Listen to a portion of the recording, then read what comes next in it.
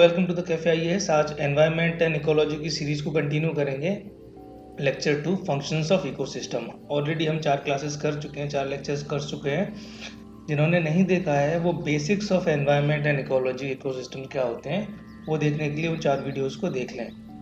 छोटे छोटे से वीडियो, ज़्यादा बड़े नहीं हैं। और अभी पॉलिटी के भी साथ में लेक्चर शुरू हो चुके हैं, तो पॉलिटी एनवायरनमेंट साथ साथ चलेगा, थोड़ा अभी फास्ट हो जाएगा, right. So let's start with the function of ecosystem. So we will start with the quote of Gandhi ji.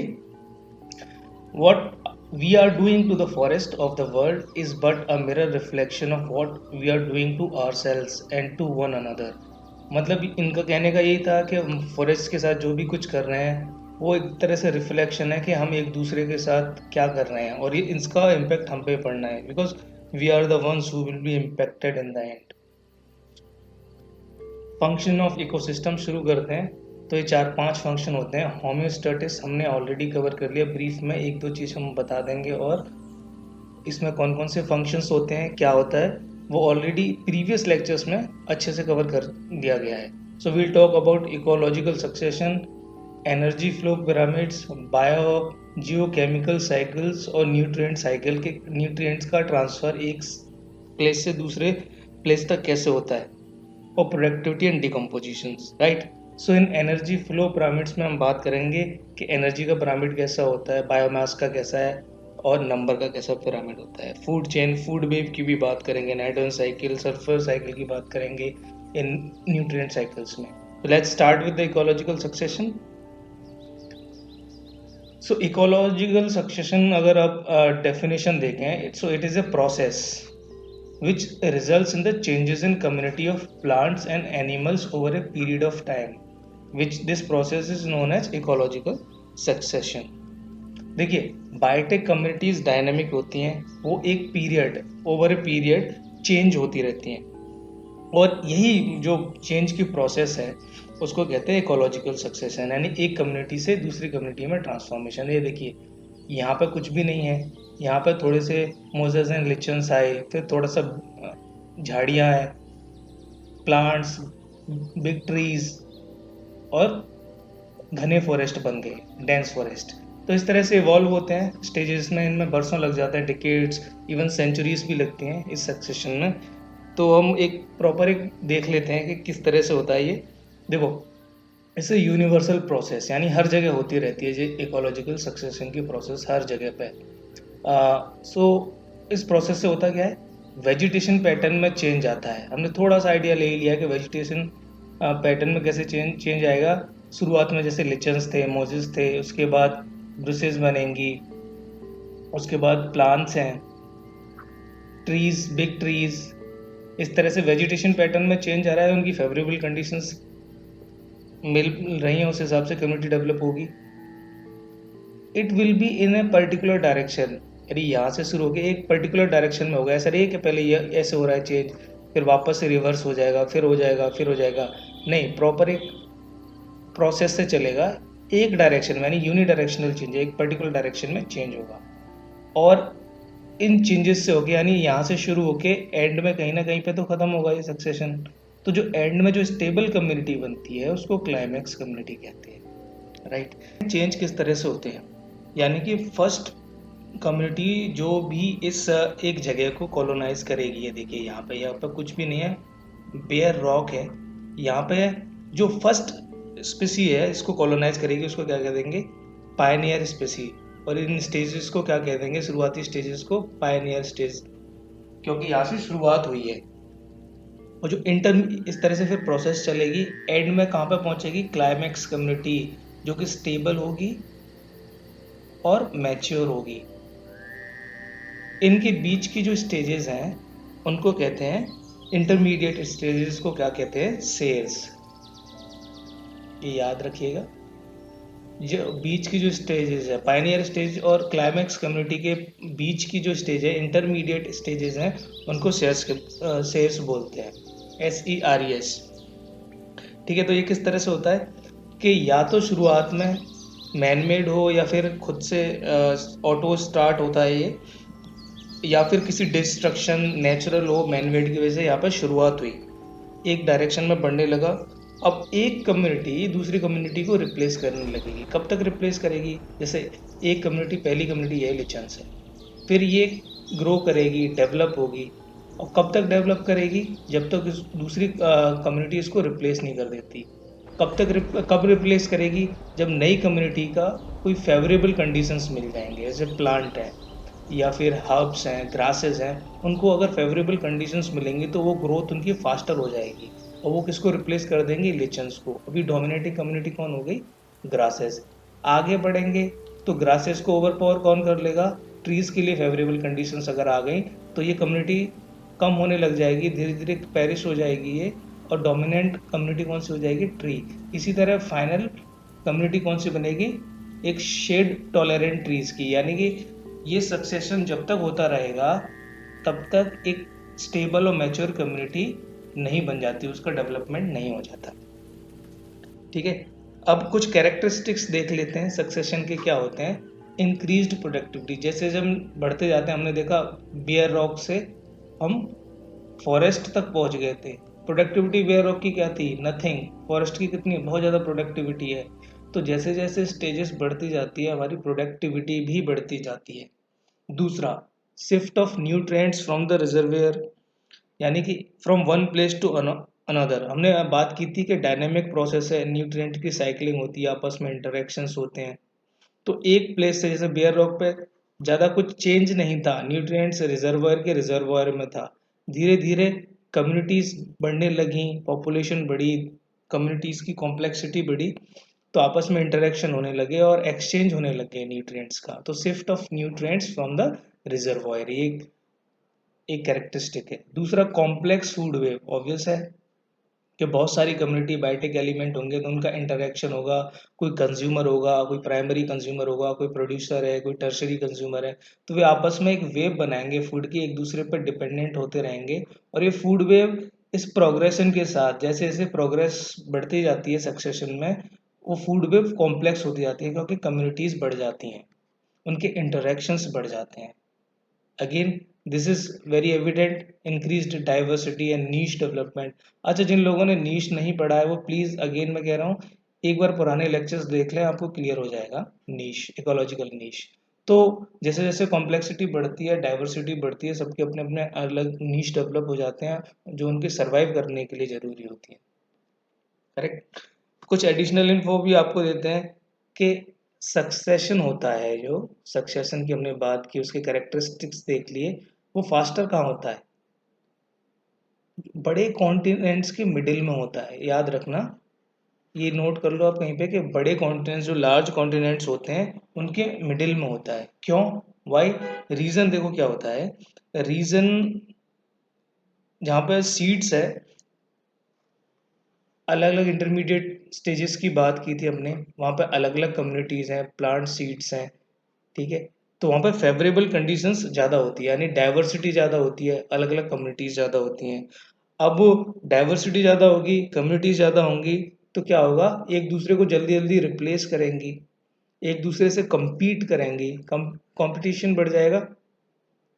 compete करने के साथ साथ एक दूसरे का रिप्लेसमेंट भी बढ़ जाएगा, यानी प्रोग्रेशन थोड़ा और आगे बढ़ेगा, फूड वेव कॉम्प्लेक्स होगी, डाइवर्सिटी इंक्रीज होगी।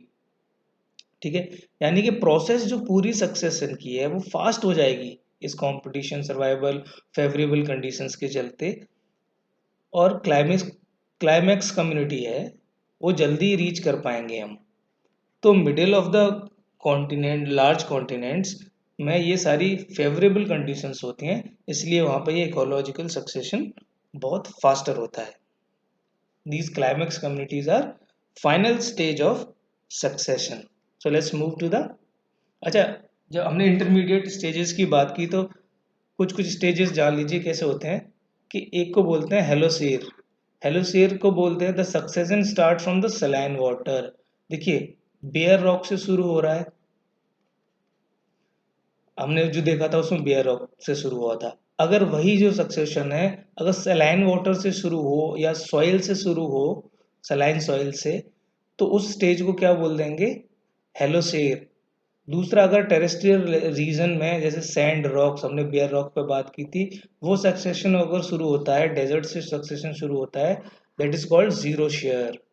अगर सैंड से शुरू होता है तो सेमोशियर, लिथोशियर रॉक से। ये कुछ कुछ क्लासिफिकेशंस हैं, नाम है, ठीक है। अब इसमें ये कंफ्यूज मत हो जाना कि ये जीरो शेयर और लिथोशियर तो सेम लग रहे हैं। ये जीरो शेयर का सब पार्ट्स हैं। यानी जीरो शेयर की हम बात करते हैं तो उसमें सैंड्स रॉक्स दोनों ही आ जाते हैं, लेकिन यहाँ पे जो सैंड से शुरू होगा वो सेमोशियर हो जाएगा, और रॉक से शुरू होगा वो लिथोशियर हो जाएगा, ठीक है। ऐसे ही एसिडिक सॉइल से जो बनेगा उसके आगे बस ऑक्सीलो लगा देना ये, ठीक है। शेयर मतलब stages, these are stages, intermediate stages. तो ये एडिशनल इंफॉर्मेशन है जो कई बार स्टेट पीसीएस वगैरह में पूछ लेते हैं, इसलिए आप याद रखें। अभी देखते हैं कि इकोलॉजिकल सक्सेशन कितने तरह के हो सकते हैं। ये टाइप्स हैं कि प्राइमरी, सेकेंडरी हो सकता है, या फिर ऑटोजेनिक, एलोजेनिक, ऑटोट्रॉफिक या हेटेरोट्रॉफिक, जेरार्क या हाइड्रार्क। एक एक करके हम सारा जानते हैं। Let's start with the primary succession. Primary succession होता है जहाँ पर पहले कभी कोई सक्सेशन नहीं हुआ, यानी अनऑक्यूपाइड या बैरन एरिया पे होता है। बैरन एरिया मतलब जैसे लावा फ्लो, नए नए बने हुए वोल्केनिक आइलैंड्स होते हैं जहाँ पे कोई भी अभी इनहेबिटेटेड है, यहाँ पे कोई नहीं रह रहा। सैंड ड्यून्स हैं, इमर्जिंग डेल्टास हैं, जहाँ पे कोई भी कम्युनिटी अभी तक एग्जिस्ट नहीं की गई है प्रीवियसली। ऐसी जगह पे होता है प्राइमरी सक्सेशन। और यहाँ की पायनियर स्पीसीज कौन होती हैं? जनरली मोजेस, लिचन्स, माइक्रोब्स, ठीक है। लिचन्स क्या होते हैं? लिचन्स आर प्लांट प्लांट की तरह के ऑर्गेनिज्म होते हैं, प्लांट लाइक ऑर्गेनिज्म होते हैं। इसमें कौन कौन एक सिम्बायोटिक रिलेशन होता है किसका? लिचन्स में दो चीजें होती हैं, एक एक तो एल्गी और दूसरा होता है फंगी। फंगी, लिचन्स एक सिम्बायोटिक रिलेशन है एल्गी और फंगी का। ये प्रीलिम्स में पूछा जा चुका है, याद रखिएगा। एल्गी एंड फंगी का सिम्बायोटिक रिलेशन है। प्राइमरी सक्सेशन में आपने ये डायग्राम अभी देखा ही हुआ था। तो हमने बात की थी कि रॉक है, फॉर एग्जांपल एक रॉक ले लेते हैं। रॉक पर अभी तक कोई भी एग्जिस्टिंग जो कम्युनिटी है, मतलब कोई भी कम्युनिटी एग्जिस्ट नहीं करती थी प्रीवियसली, तो यहाँ से प्राइमरी सक्सेशन लेट से शुरू हुआ। यहाँ पर सबसे पायनियर स्पीसीज कौन कौन सी होंगी? लिचन्स, ठीक है, माइक्रोब्स। तो लिचन्स क्या होते हैं? Already we know about algae and fungi. Fungi fungi क्या करती है? फंगी होती है वो क्या देती है? शेल्टर। फंगी का example, mushroom. Mushroom is a fungi, ठीक है। तो फंगी क्या देती है? एल्गी को शेल्टर देती है, और एल्गी इन रिटर्न क्या देती है? फंगी को फूड प्रोवाइड करती है, because algae can produce food, food provide करती है, ठीक है। अब इनकी कुछ जनरेशन तक ऐसे ही चलता रहेगा, ग्रोथ होती रहेगी, इस साइट को ऑल्टर करते रहेंगे ये लोग, और ऑर्गेनिक मैटर के पैचेस छोड़ते रहेंगे। यानी कि ऑर्गेनिक मैटर के जो पैचेस छोड़ते हैं वो डिकम्पोजिशन के दौरान ऑर्गेनिक एसिड में कन्वर्ट हो जाते हैं। उस प्रोसेस में ये न्यूट्रिएंट्स रिलीज करते हैं, ऑर्गेनिक मैटर न्यूट्रिएंट रिलीज होने लग जाते हैं, ऑर्गेनिक मैटर रिलीज होने लग जाता है। डेब्रीज जो बोलते हैं, छोटे छोटे organic matters, small particles rocks में फंसने लग जाते हैं। तो क्या होता है? फेवरेबल कंडीशंस बनती हैं दूसरी कम्युनिटी के लिए, क्योंकि इन डेब्रीज से, न्यूट्रिएंट से धीरे धीरे सॉइल फॉर्मेशन होने लगता है। सॉइल फॉर्मेशन सबसे ज़्यादा टाइम सॉइल फॉर्मेशन में लगता है। ये प्राइमरी सक्सेशन में बहुत टाइम लगता है, बहुत लंबी प्रोसेस है, क्योंकि सॉइल फॉर्मेशन होता है इसमें, याद रखना, ठीक है। सॉइल फॉर्मेशन होगा, छोटे छोटे प्लांट बनने लगेंगे। अब प्लांट बन रहे हैं तो एनिमल्स आना शुरू हो जाएंगे, चेंजेस होने लग गए। फेवरेबल कंडीशन की वजह से छोटे एनिमल, स्मॉल एनिमल्स अराइव आने लगेंगे। इसी तरह से कम्युनिटी ऑफ ऑर्गेनिज्म डेवलप होना शुरू हो जाती है। अब धीरे धीरे कम्युनिटी कॉम्प्लेक्स होने लगेगी, और भी इंटरेक्शंस होंगे, और भी एनिमल्स आएंगे, और भी ऑर्गेनिजम्स आएंगे, स्पीसीज इन्वेजन होगा। एक नई स्पीसीज आ रही है, वो इन्वेड कर लेगी। अब अगर वो पावरफुल है, उसकी फेवरेबल कंडीशन है, तो वो आके ओवर पार कर लेगी, डोमिनेट कर लेगी उस एरिया को। तो इन्वेजन होंगे, कम्युनिटी रिप्लेसमेंट्स होंगे, और प्रोसेस इसी तरह से रिपीट होने लग जाए, होती रहेगी। और इंटरेक्शंस अपनी सराउंडिंग्स के साथ, अदर एलिमेंट्स के साथ कॉम्प्लेक्स होते रहेंगे। लास्ट में फेवरेबल कंडीशन होते होते लास्ट में हमें क्लाइमेक्स कम्युनिटी मिल जाएगी। It's a finally stable community, right. Now let's move to the secondary succession, यानी कि ऑलरेडी वहां पे कम्युनिटीज हैं, लेकिन वहां पे कुछ मैन मेड या फिर नेचुरल डिस्टरबेंसेस की वजह से वो कम्युनिटी डिस्ट्रॉय हो गई है। An area where climax community जो ऑलरेडी एस्टेब्लिश्ड कम्युनिटी है इज डिस्टर्ब्ड पार्शियली और कंप्लीटली, या पार्शियली डिस्टर्ब हो चुकी है, कंप्लीटली डिस्टर्ब हो चुकी है, वहां से सेकेंडरी सक्सेशन शुरू होगा। अब ये फास्टर होता है, क्यों? यहाँ सॉइल होती है। We already talked about soil making takes longer time, very long time, hundreds of thousands of years लग जाते हैं सॉइल में बनने में। तो यहाँ पे सेकेंडरी सक्सेशन में ऑलरेडी सॉइल है, that means this process is faster than the primary succession. ठीक है। अब ये डिस्टरबेंस किस वजह से होता है? डिस्टरबेंस होता है नेचुरल कॉजेज, यानी अर्थक्वेक की वजह से, फायर, फ्लड, ड्रॉट्स हो गए, स्टॉर्म्स हो गए, उनकी वजह से होता है, या मैन मेड यानी एंथ्रोपोजेनिक एक्टिविटीज से होता है, जैसे डिफॉरेस्टेशन, ग्रेजिंग, एग्रीकल्चर। इन एक्टिविटीज की वजह से क्लाइमेक्स कम्युनिटी डिस्टर्ब होती है, उसके बाद सेकेंडरी सक्सेशन शुरू होता है। यहाँ पे पाइनरी स्पीसीज मेनली कौन होती है? ग्रास, जो कि हार्ड कंडीशंस को सरवाइव कर सकती है, करेक्ट। फॉर एग्जाम्पल एक फार्मलैंड का एग्जाम्पल लेते हैं। एक फार्मलैंड है या फॉरेस्ट है कोई, यहाँ पे अचानक से फायर होती है, फायर से कम्युनिटी डिस्टर्ब हो जाती है या पूरी तरह डिस्ट्रॉय हो जाती है, लेकिन ऑलरेडी यहाँ पे वेल डेवलप्ड सॉइल है, तो यहाँ पे ग्रास डेवलप होने लगेगी। ग्रास डेवलप होने लगेगी, धीरे धीरे छोटे छोटे प्लांट्स भी होने लगेंगे, trees, and now the final community would be forest which will include trees, plant, grasses, along with different organism which include small animals, other animals, right? So इस ये सक्सेशन काफी फास्ट होता है compare to the primary succession. अच्छा, इसमें एक थोड़ा सा एक इंटरेस्टिंग फैक्ट है। देखिए, आपने नाम सुना होगा सवाना, अगर जो भी इसमें प्रिपरेशन में या ऐसे भी अपने स्कूलिंग में, सवाना सवाना ये होते हैं ग्रासलैंड्स होते हैं, यहाँ पे डोमिनेटिंग स्पीसी होती है ग्रासलैंड, राइट। अभी हम सक्सेशन में पढ़ रहे हैं कि ग्रासेस पायनियर स्पीसीज होती है सेकेंडरी सक्सेशन की, finally they develop into forest जो कि क्लाइमेक्स कम्युनिटी होती है। लेकिन सवाना में तो हमेशा से ग्रास डोमिनेटिंग स्पीसी रही है, ऐसा क्यों? वो क्लाइमेक्स कम्युनिटी में, वो फॉरेस्ट में क्यों कन्वर्ट नहीं हुई? ठीक है, आप ये सोचिए थोड़ा क्वेश्चन। देखिए क्या होता है, मैं बताता हूँ। ग्रासलैंड्स, ग्रासेस के पास बहुत बड़ी ट्रिक होती है। देखिए, आपने ये हमेशा ऑब्जर्व करना, सवाना रीजन्स हैं या टेम्परेट रीजन्स में जो भी ग्रासेस होती हैं, वहाँ पे स्केंटी रेनफॉल कंडीशंस होती हैं, यानी रेन बहुत कम होती है। इस वजह से क्या होता है कि फेवरेबल कंडीशंस ये होती है ग्रासेस की, ट्रीज की नहीं। लेकिन फिर भी कुछ अगर ट्रीज डेवलप होने लगते हैं तो ग्रासेस एक ट्रिक प्ले करती हैं। ट्रिक ट्रिक क्या होती है इनकी, कि जब गर्मी के मौसम में सूख जाती हैं ये, यानी ड्राई हो जाती हैं, तो फायर, दे कॉज फायर, मतलब कोई भी रीजन हो सकता है, वो मैनमेड हो सकता है या आपस में कुछ ज़्यादा गर्मी बढ़ने की वजह से भी फायर हो सकती है। तो फायर में जो सूखी घास है, ड्राई ग्रासेस हैं, दे बर्न, डिस्ट्रॉय हो जाती हैं। और उसके साथ साथ जो बड़ी स्पीसीज है, इनको डेवलप होने में टाइम लगा था, ट्रीज वगैरह को, उनके सीड्स हैं, वो सब भी चीज़ डिस्ट्रॉय हो जाती हैं। लेकिन इस डिस्ट्रॉय होने के बाद ग्रासेस बहुत क्विकली ग्रो करती हैं, डेवलप करती हैं कंपेयर टू ट्रीज। तो ग्रासेस यहाँ पे हमेशा डोमिनेंट स्पीसीज रहती है, क्योंकि फिर जैसे ही उनको लगता है ट्री डोमिनेट कर रहे हैं, तो फेवरेबल कंडीशन रेन और टेम्परेचर की ग्रासेस को एडवांटेज है पहला। और दूसरा एडवांटेज क्या है, फॉरेस्ट फायर होने के बाद इनको डेवलप होने में, ट्रीज वगैरह को डेवलप होने में बहुत टाइम लगता है और ये ऑलरेडी डिस्ट्रॉय हो जाते हैं, लेकिन ग्रासेस क्विकली डेवलप कर जाती हैं, ग्रो कर जाती हैं। सो वो ग्रासलैंड का केस एक अलग है, correct. Now move to the autogenic and allogenic succession. Autogenic, auto मतलब जैसे ना ऑटोमेटिक, खुद से हो रहा है।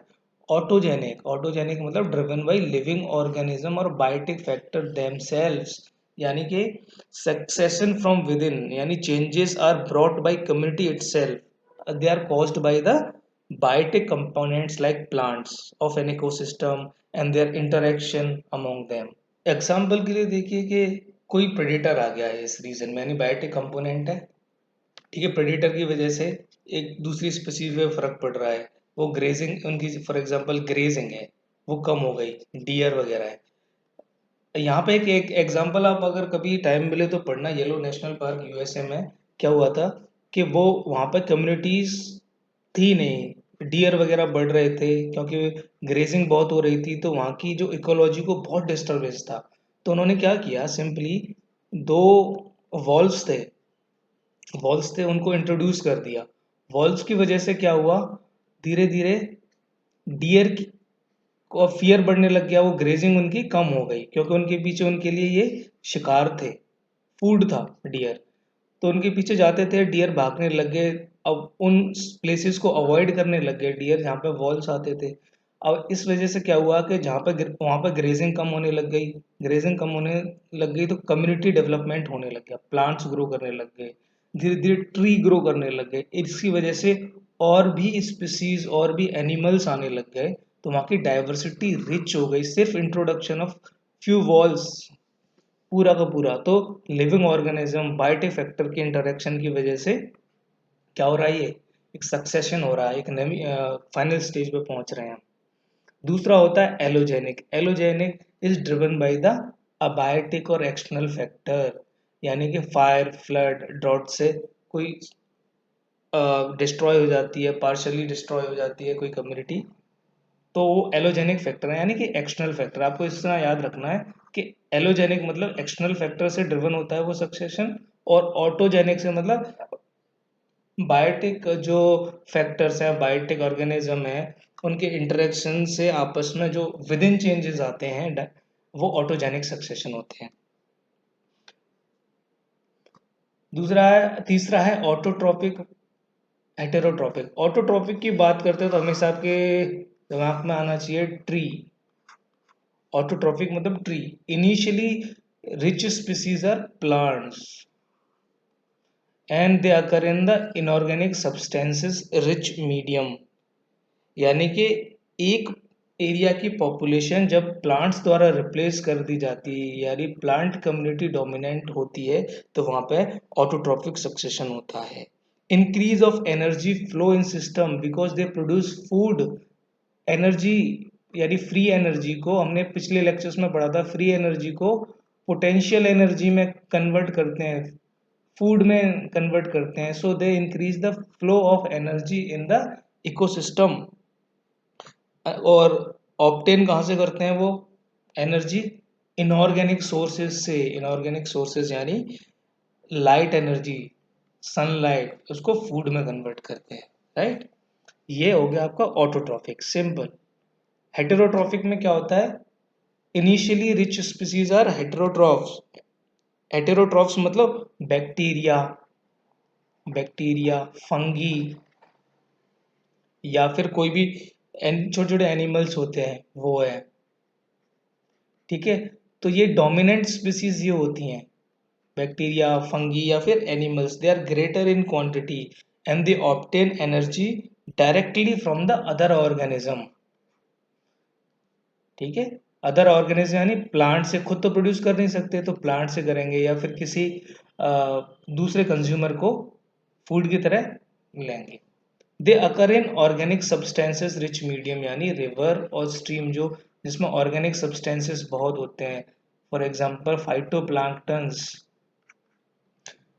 वो रिवर्स एंड स्ट्रीम्स में पाए जाते हैं। तो ऑर्गेनिक सब्सटेंसेस रिच होती हैं रिवर्स एंड स्ट्रीम्स, वहां पे हेटेरोट्रॉफिक सक्सेशन होता है। जेरार्क वर्सेस हाइडार्क सक्सेशन, देखिए हाइड्रा का मतलब होता है वाटर, और जेरार का मतलब होता है डेजर्ट, एक तरह से ड्राई कंडीशंस, ड्राई कंडीशंस। तो एक में मॉइस्चर है, एक में मॉइस्चर नहीं है, ठीक है। तो in very dry and arid regions succession from hydric to mesic condition resulting in development of mesophytic habitat. यानी कि ये शुरू होते हैं ड्राई और एरिड रीजन में, डेवलप होते रहते हैं और मैसिक कंडीशंस में पहुंच जाते हैं। मैसिक कंडीशंस वो कंडीशन होती हैं ना तो ज़्यादा मॉइस्चर और ना ही ज़्यादा ड्राइनेस, बैलेंस दोनों का, वो कंडीशन होती है मैसिक्स। तो ऐसे ऑर्गेनिज्म या प्लांट्स जो ऐसी कंडीशंस में सरवाइव कर रहे हैं जिनके लिए एक्सट्रीम ड्राइनेस की ज़रूरत नहीं होती या फिर एक्सट्रीम मॉइस्चर उनके लिए रिक्वायरमेंट नहीं होता, वो इस तरह के एनवायरनमेंट में ग्रो करते हैं। यानी मेसोफाइटिक हैबिटेट फाइनली बनता है जिसमें क्लाइमेक्स कम्युनिटी बने। इसमें पाइनरी स्पीसीज कौन होती हैं? Lichens, mosses, algae followed by grasses and ultimately to forest. एक एग्जांपल देख लीजिए, वही एग्जांपल है कि यहाँ पे एकदम ड्राई से शुरू हुआ और यहाँ पे मेसिक कंडीशंस हैं, यानी एकदम ड्राई नहीं है, यहाँ पे मॉइस्चर है, रेन भी होती है तो मॉइस्चर है, राइट। तो ये जेरार्क ड्राई कंडीशन से शुरू होता है और एंड में मैसिक कंडीशंस में पहुंच जाता है, मेसोफाइटिक। दूसरा होता है हाइडार्क सक्सेशन, ये होता है वेट रीजन्स में। वेट रीजन्स में succession from xeric to mesic condition resulting in the development of mesophytic habitat, we already studied that, xeric से मैसिक। लेकिन हाइडार्क में भी सेम होता है कि जो यहाँ पे थोड़ा लिखा नहीं गया है, वेट कंडीशंस होती हैं, फॉर एग्जांपल पॉन्ड, वहाँ कम्युनिटी डेवलप होना शुरू हो गई धीरे धीरे, रिजल्टिंग जो क्लाइमेक्स कम्युनिटी है वो मैसिक कंडीशंस में ग्रो करेगी। यानी कि शुरुआत हम जेरार्क से करें या फिर हाइड्रार्क से करें सक्सेशन का, दे एंड इन द मैसिक। के एक पॉन्ड है, पॉन्ड में सक्सेशन शुरू होता है, पॉन्ड में सक्सेशन शुरू होगा तो यहाँ पर फाइटोप्लैंक्टन्स होते हैं, फाइटोप्लैंक्टन्स जो फूड प्रोड्यूस करते हैं सन की लाइट, सनलाइट की वजह से। अब इनको, इनके लिए जू प्लांक्टन्स आ जाएंगे, इनको खाने के लिए जू प्लांक्टन्स आ जाएंगे तो उनके, उनको फिश वगैरह खाती है, फेवरेबल कंडीशंस बनेंगे और भी प्लांट्स के लिए, धीरे धीरे ये डेवलप होते जाएंगे एक फॉरेस्ट कम्युनिटी में, ठीक है। Because phytoplanktons followed by the angiosperms, यानी छोटे छोटे पौधे होते हैं, they are followed by hydrophytes plants. Hydrophytes मतलब जो पानी में पौधे रहते हैं उनको कहते हैं हाइड्रोफाइट्स। और अल्टीमेटली टू द फॉरेस्ट, धीरे धीरे इस तरह से कम्युनिटी डेवलपमेंट होगा। यानी जो पानी से शुरू होता है वो हाइड्राक सक्सेशन होता है। और दोनों में हमने बात की मैसिक कंडीशंस में, फाइनल क्लाइमेक्स कम्युनिटी कैसी होगी, होगी मैसिक कंडीशंस में, ना तो ज़्यादा ड्राई हैबिटेट होगा वो, ना ही ज़्यादा मॉइस्चर कंटेंट होगा, ठीक है। ये बात आप थोड़ा ध्यान रखिएगा। होम्योस्टेटिस भी है, वो ऑलरेडी डिस्कस्ड। होम्योस्टेटिस में फिर हमें क्या देखना है, ठीक है। होम्योस्टेटिस का मतलब क्या होता है? बैलेंस, इक्विलिब्रियम, यानी कि हर कोई स्पीसी है अपने आप को एक नेचर में, इकोसिस्टम में बैलेंस में कैसे बना के रखती है, वी हैव ऑलरेडी डिस्कस्ड। इसमें बस एक चीज एक्स्ट्रा जो देखने लायक है कि किस तरह बैलेंस होता है वो देख लीजिए। फॉर एग्जांपल एक ओशन है, ओशन में फाइटोप्लैंक्टन्स हैं, लार्ज नंबर ऑफ फाइटोप्लैंक्टन्स और इंक्रीज पॉपुलेशन ऑफ जू प्लांक्टन, यानी कि ये फूड हो गया जू प्लांक्टन्स के लिए। तो जब फूड इतनी एक्सेस में अवेलेबल है तो ये जू प्लांक्टन्स ग्रो करने लगेंगे, ग्रो करते करते क्या होगा, ये जू प्लांक्टन्स बढ़ जाएंगे और फाइटोप्लैंक्टन्स कम होता जाएगा। यानी सबसे पहले फाइटोप्लैंक्टन्स था, this will leads to the zooplanktons, ये भी बढ़ेंगे। अब ये बढ़ेंगे तो इनको ज़्यादा खाएंगे तो क्या होगा, फाइटोप्लैंक्टन्स कम हो जाएंगे। अब फाइटोप्लैंक्टन्स कम है यानी कि फूड कम है तो जू प्लांक्टन्स स्टार्व करने लगेंगे, स्टार्व करने लगेंगे तो फाइनली क्या हो जाएगा, जू प्लांक्टन्स कम हो जाएंगे। अब ये कम हो गए, ये कम हो गए, यानी कि फूड और ज़्यादा बनने लगेगा क्योंकि इनको खाने वाला फाइटोप्लैंक्टन्स को जो खाने वाली कम्युनिटी थी जू प्लांक्टन्स वो कम होते रहे हैं, स्टार्व। तो ये अब धीरे धीरे बढ़ने लगेंगे एंड द प्रोसेस रिपीट्स। तो ये देखो इक्विलिब्रियम किस तरह मेंटेन हो रहा है, पहले ये बढ़ रहे हैं फिर ये बढ़े, इनके बढ़ने की वजह से फाइटोप्लैंक्टन्स घटे और इनके घटने की वजह से वापस से जू प्लांक्टन्स घट गए, अगेन इनके डिक्रीज होने की वजह से फिर से फाइटोप्लैंक्टन बढ़ गया and the process continues, right. तो इस तरह से इक्विलिब्रियम में एक इकोसिस्टम में मेंटेन होता है।